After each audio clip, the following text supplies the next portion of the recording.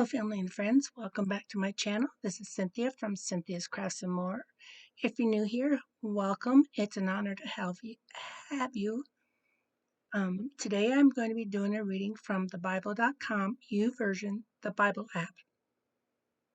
And I'm reading in the book of Exodus, and I will be doing chapters 13 through 15 today. Exodus chapter 13. Consecration of the firstborn. The Lord said to Moses, "Consecrate to me every firstborn male. The first offspring of every womb among the Israelites belongs to me, whether human or animal." Then Moses said to the people, "Commemorate this day, the day you came out of Egypt, out of the land of the slavery, because the Lord brought you out of it with a mighty hand. Eat nothing containing yeast. Today is the month of Aviv. You are leaving. When the Lord brings you into the land of the Canaanites, Hittites, Amorites, Hivites, and Jebusites, the land he swore to your ancestors to give you, a land flowing with milk and honey, you are to observe this ceremony in this month.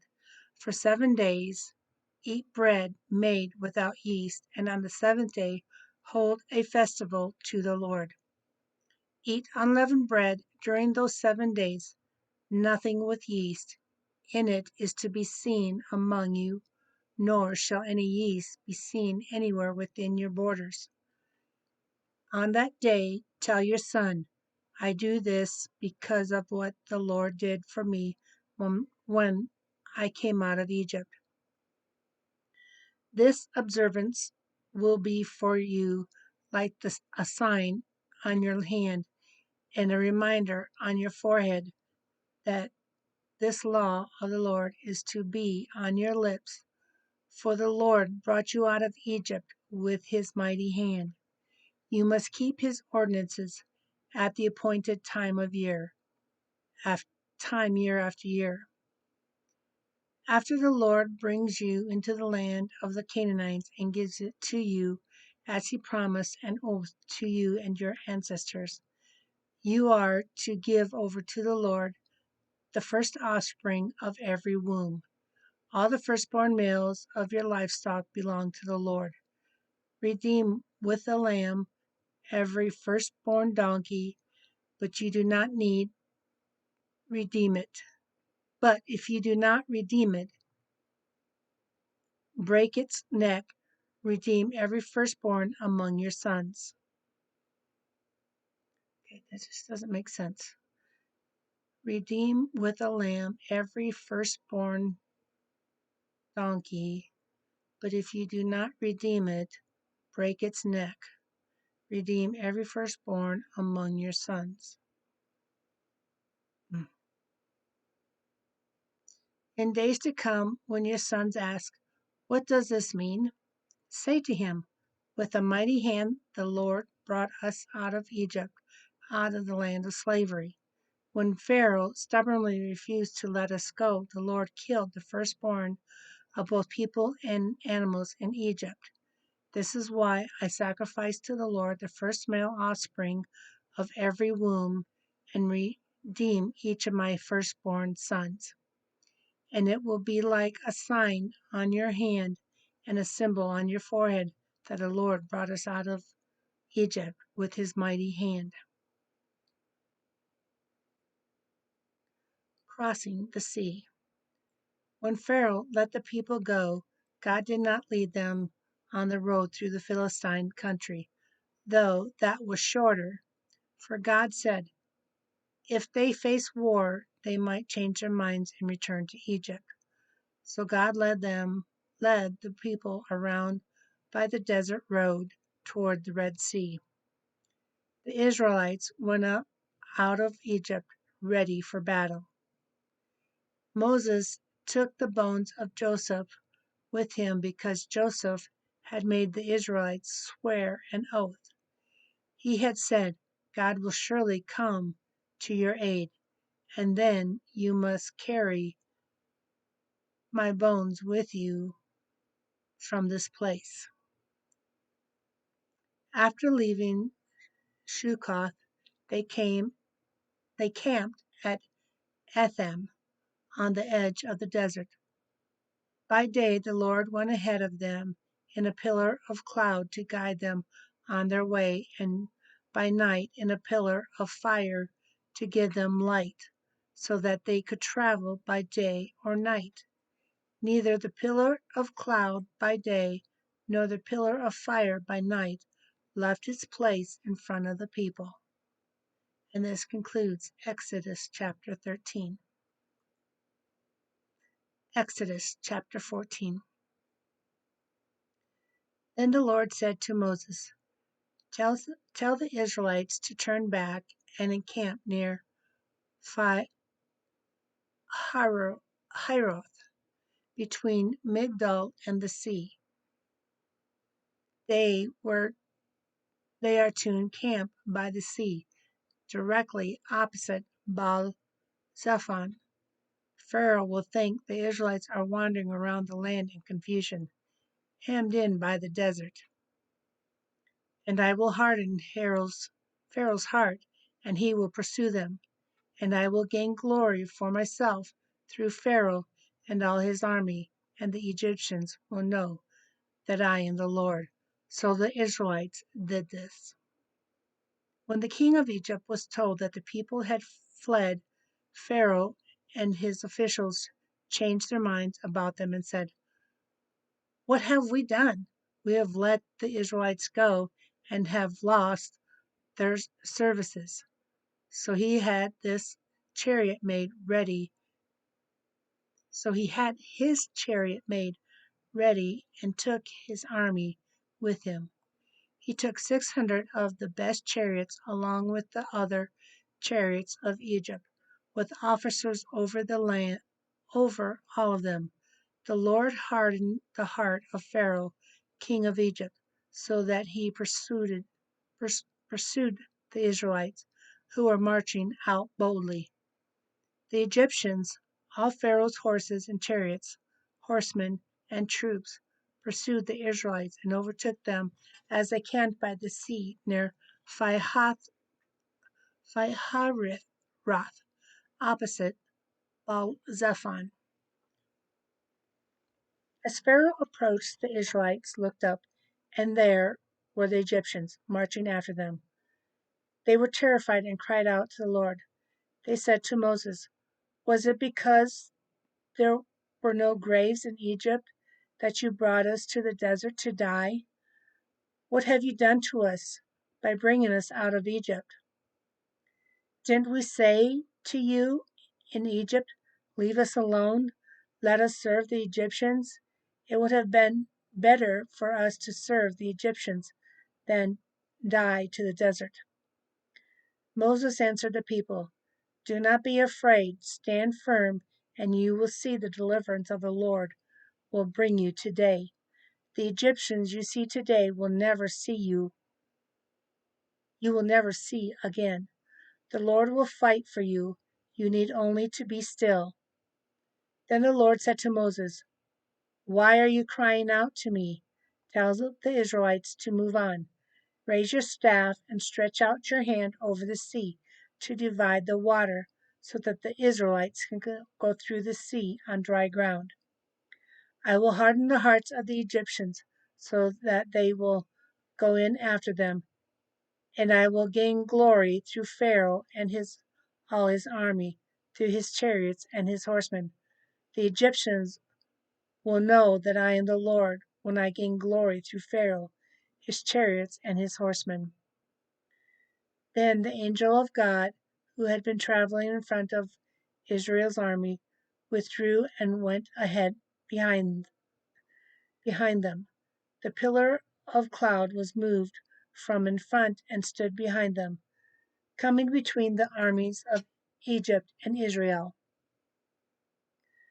Throughout the night, the cloud brought darkness to the one side and light to the other, so neither went near the other all night long.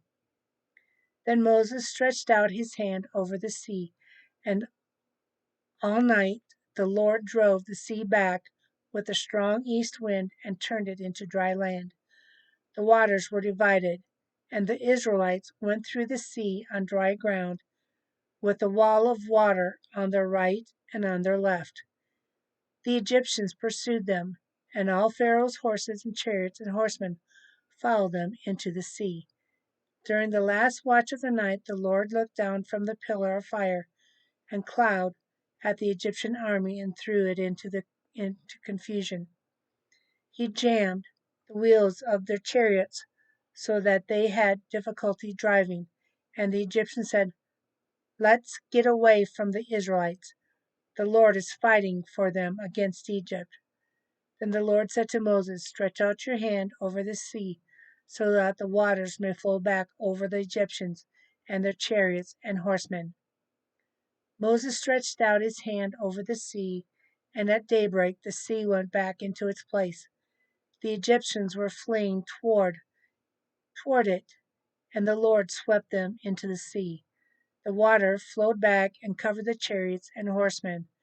The entire army of Pharaoh that had followed the Israelites into the sea, not one of them survived.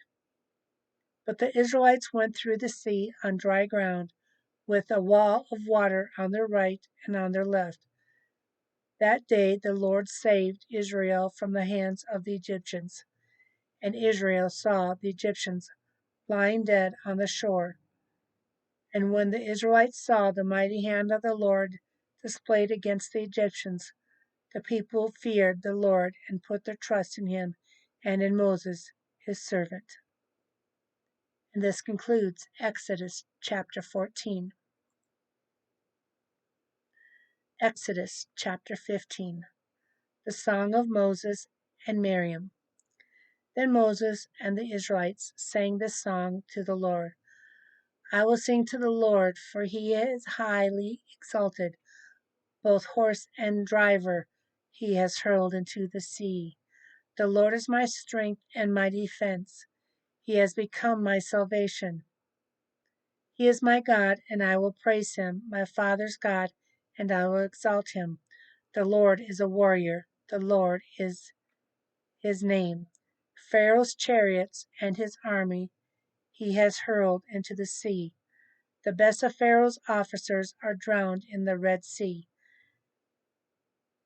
The deep waters have covered them. They sank the depths like a stone. You, your right hand, Lord, was majestic in power. Your right hand, Lord, shattered the enemy. In the greatness of your majesty, you threw down those who opposed you. You unleashed your burning anger. It consumed them like stubble. By the blast of your nostrils, the waters piled up. The surging waters stood up like a wall. The deep waters congealed in the heart of the sea. The enemy boasted, I will pursue, I will overtake them, I will drive, I will divide the spoils, I will gorge myself on them, I will draw my sword, and my hand will destroy them. But you blew with your breath, and the sea covered them. They sank like lead in the mighty waters. Who among the gods is like you, Lord? Who is like you, majestic in holiness, awesome in glory, working wonders? You stretch out your right hand, and the earth swallows your enemies. In your unfalling love, you will lead the people you have redeemed. In your strength, you will guide them to your holy dwelling. The nations will hear and tremble. Anguish will grip the people of Philistia. The chiefs of Edom will be terrified. The leaders of Moab will be seized with trembling. The people of Canaan will melt away. Terror and dread will fall on them. By the power of your arm, they will be as still as a stone. Until your people pass by, Lord, until the people you bought pass by, you will bring them in and plant them on the mountain of your inheritance, in the place, Lord, you made for your dwelling, the sanctuary. Lord, your hands established. The Lord reigns forever and ever. When Pharaoh's horses, chariots, and horsemen went into the sea, the Lord brought the waters of the sea back over them. But the Israelites walked through the sea on dry ground.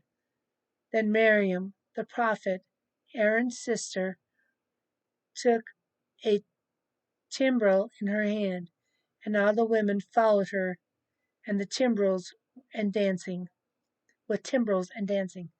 Miriam sang to them, "Sing to the Lord, for he is highly exalted. Both horse and driver he has hurled into the sea." The waters of Marah and Elim. Then Moses led Israel from the Red Sea, and they went into the desert of Shur. For 3 days they traveled in the desert without finding water. When they came to Marah, excuse me, they could not drink its water because it was bitter. This is why the place is called Marah. So the people grumbled against Moses, saying, "What are we to drink?" Then Moses cried out to the Lord, and the Lord showed him a piece of wood. He threw it into the water, and the water became fit to drink. There the Lord issued a ruling and instruction for them and put them to the test. He said, "If you listen carefully to the Lord our God and do what is right in his eyes, if you pay attention to his commands and keep all his decrees, I will not bring on you any of the diseases I brought on the Egyptians, for I am the Lord who heals you." Then they came to Elim, where there were 12 springs and 70 palm trees, and they camped there near the water. And this concludes Exodus chapter 15. I hope you've enjoyed these readings and that you will come back tomorrow for more of the book of Exodus.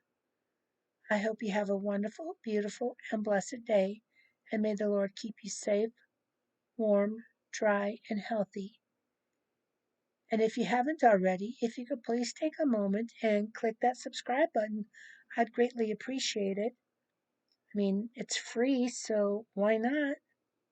And don't forget to hit that solid notification bell so you get notified every time I post a new video. And give me a thumbs up showing that you like this video.